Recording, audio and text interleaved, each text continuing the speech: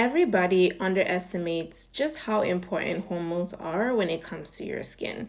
So in my office, a lot of patients come in because they have hirsutism, which is excessive facial hair or excessive hair on the body.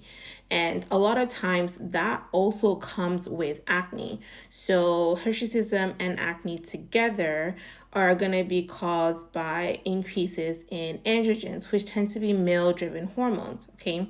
For some people, if it's acne focused, then it's going to create an increase in sebum production, which then combined with bacteria and inflammation causes acne, okay? So that's one part of it. On the other side, you get increases in androgens, which will basically make your facial hair go from thin and vellus to thick. So you start to get male pattern hair growth, okay? And so those are like the two major things that I see in the office. And I always tell my patients both of those things tend to be hormonally driven, all right? And for a lot of people, the root cause of the problem is going to be insulin resistance. Now, insulin resistance is basically, it has two parts to it. You either have hyperinsulinemia, so high amounts of insulin in your bloodstreams, and then you have some cells or some receptors that have insulin or insulin receptors that don't work. So it's not that all insulin receptors are not working. It's just that some of them are not working. And so based on that, that's going to determine what type of symptoms you have. Okay. So for example, for men, if the receptor is not working, then they're going to get erectile dysfunction. For women, if there's hyperinsulinemia, that's going to lead to other complications that will lead to cystic ovaries and overproduction of testosterone. So depending on, depending on where you get a problem, that's how you're going to get like a side effect or a symptom or a disease. Okay. And so back to insulin resistance. Again, it boils down to insulin. Insulin is high. Why is insulin high? It's high because you're eating too many carbohydrates or there's too much glucose in the body over a period of time. So if in a day you have 2, 3, 4, 5, sometimes 6 meals, which a lot of people do, you're going to have an increase of insulin that's going to come in to deal with the carbohydrates or the sugars that you're consuming. So let's say in the morning you have breakfast with like oatmeal or cereal, that's going to be an insulin spike, or bagels or something. And then let's say you have a drink that has sugar in it, that's another insulin spike. And then you have lunch with some carbs, another insulin spike. You get the gist.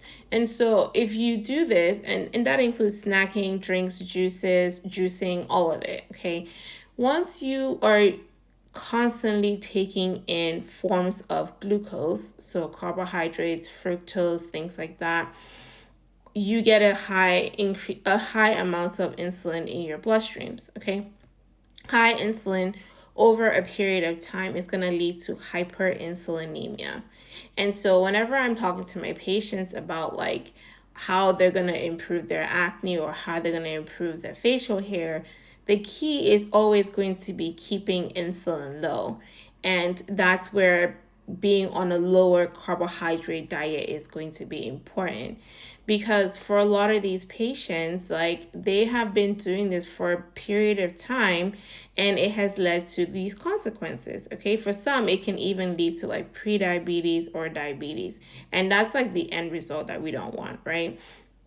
And so if you want to have acne-free skin, and if you want to have, you want to reduce or eliminate facial hair, then it's going to be very, very important for you to make sure that moving forward, you keep your carbohydrate or your glucose intake low. You don't have to eliminate it, but you want to keep it low, at least for like a period of time, so that the hyperinsulinemia or the high insulin in your blood, you want those levels to go down to normal. And then from there, you can then start to eat like a regular diet where you, yes, are eating carbohydrates, but you're just not eating too many of them, so you don't go and get another high accumulation of insulin. Okay, so that is a little thing about insulin, I'm probably gonna do like a much longer video on YouTube talking about like ways to reverse insulin resistance. People ask, and I don't think that it's possible to do it in one video or even 10 because there's so many different steps to it. I will be creating a course on this topic, so if you're interested in that, let me know. Because the food part of it is just one side, or should I say the body. The mind is also another part, because the way that you think and how you deal with your mind is going to control your habits.